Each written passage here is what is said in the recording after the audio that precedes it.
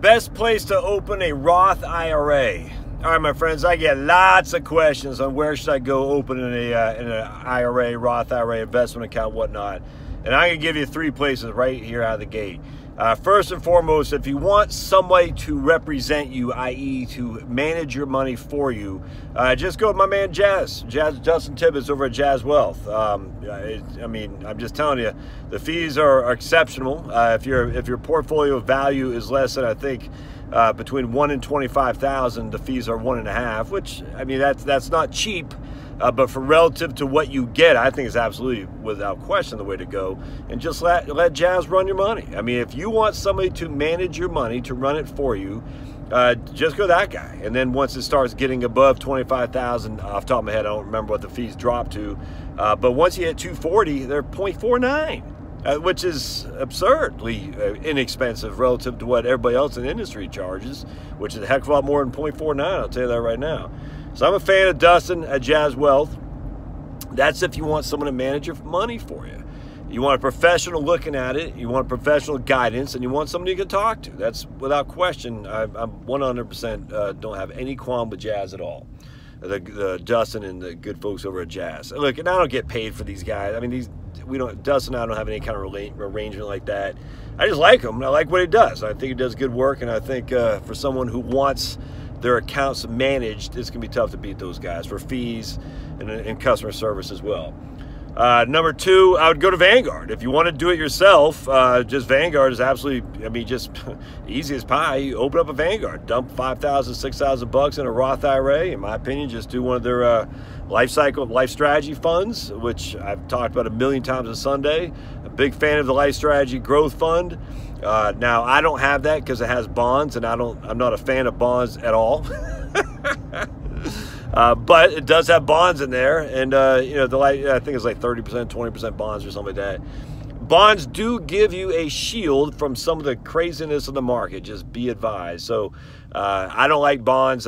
Frankly, I certainly don't want bonds on a Roth IRA. That's for sure. But at the end of the day, there is a value for bonds in an account. And the Life Strategy Growth Fund, again, I think it's got 30% bonds. And that'd be number 2 place. If you want someone to manage your money for you, it'd be Jazz. If you want to do it yourself, it'd be Vanguard. Now, if you want like a Robo-advisor where it's kind of being managed, but you don't have anyone you can talk to, I still think the Schwab Intelligent Portfolios is the way to go, without question. I can't remember the fee structure. I think there's no fee for, I guess off the top of my head, I can't remember exactly how it, oh man, there's a Kroger right there. Dagnabbit.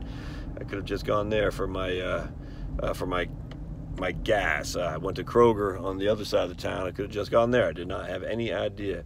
But for Jazz, for Schwab, the Intelligent Portfolios, I can't remember exactly what the costs are. I think it might not be anything, but it might be 7 basis points or something like that. I mean, it's cheap, man, and I'm a fan. So they manage your account for you. They rebalance it. They put you in, you know, basically free ETFs. I think you even have access to some guy you can talk to. It's not an individual. I mean, you're going to talk to whoever they put you on the phone with at that point.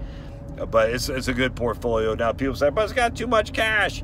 Man, cash is an asset. I don't understand why people are so down on cash as an asset.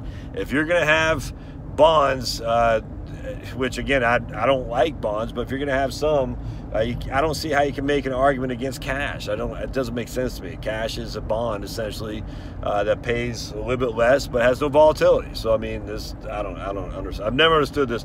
This guy's 7% cash. That's how they're making their money. Well, yeah, that is how they're making their money. What do you do?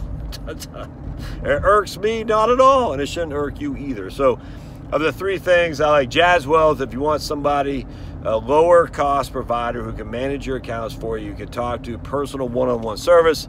Vanguard for running your money on your own, absolutely. You just say, I'm going to do an index fund or a life strategy fund, whatever you want to do. You can't beat Vanguard for fees. Schwab for their intelligent portfolio, I just think is fantastic. Vanguard has a personal advisory services. I think it's like 30 to 35 basis points. And I'm fond of that too. I am. My concern always has been when it comes to Vanguard and these big firms is they're told what they can do, what they can say. I mean, it's just no. I mean, look, I worked at USAA.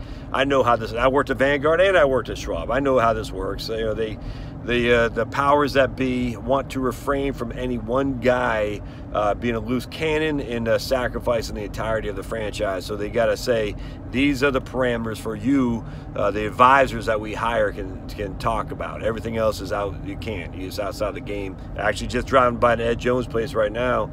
And let me throw up Ed Jones in there as well. But so Vanguard, they do have parameters of what they can say. Schwab's going to have the same thing. Dustin, he'll run your money. Dustin will do basic financial planning as well, which is good in his own unique way, and that's part of the fee you're paying for. But if you want a larger firm, Vanguard is going to be tough to beat. I mean, 35 basis points with a team of advisors, many of which are CFP professionals in there. It's going to be tough to beat that for sure. So I'd have no qualm with Vanguard in that regard. The personal advisory services, Schwab, the intelligent portfolio. Let's talk about Ed Jones. I actually like Ed Jones. A lot of people are down on Ed Jones because they charge commissions. Man, that doesn't bother me in the least. I'd much rather have a guy at Ed Jones pay me where I pay, let's say on $50,000, 3% front end commission would cost that $1,500 in American funds, Class A shares, and never have to pay again. I don't get why everyone's down on commissions relative to fees. If I had my choice, I'd pay a commission on the front end and never pay a fee. That's what I'd do. Now, Ed Jones, they still charge you a fee. You don't see it. It's not just Ed Jones. It's all these commission-based accounts. It's called a 12B1 fee. So it's 25 basis points to service your account. So they have an incentive now, not just throwing in some commission product, but to service the account. So, and there are brokers out there who get a decent level of income from their 12B1 fees that they've accumulated over the course of their career. And so 12B1 fees aren't, I mean, they're not, there's a value there for the broker to maintain the account so that way he can continue to get paid.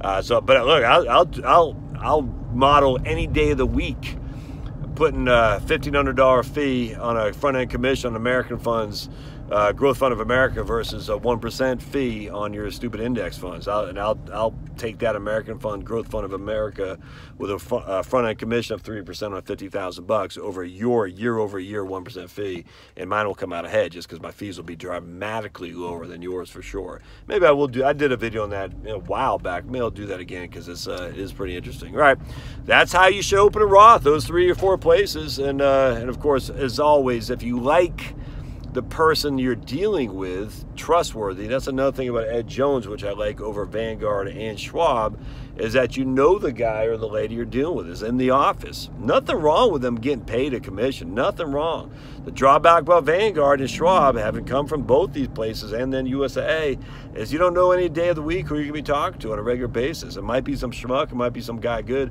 But just because they have a CFP doesn't mean, I'm telling you, it doesn't mean anything. Oh, I got a CFP. Okay, whoop-de-flip-and-do.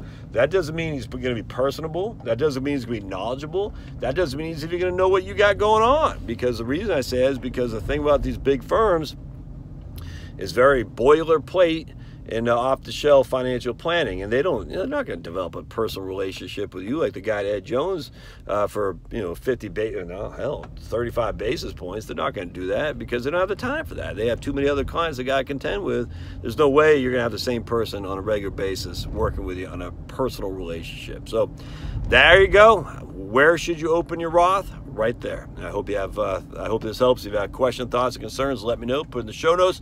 As my man Sully over at Gray Steel, he says, put it in the doobly-a-doo. We'll see you next time. Thanks.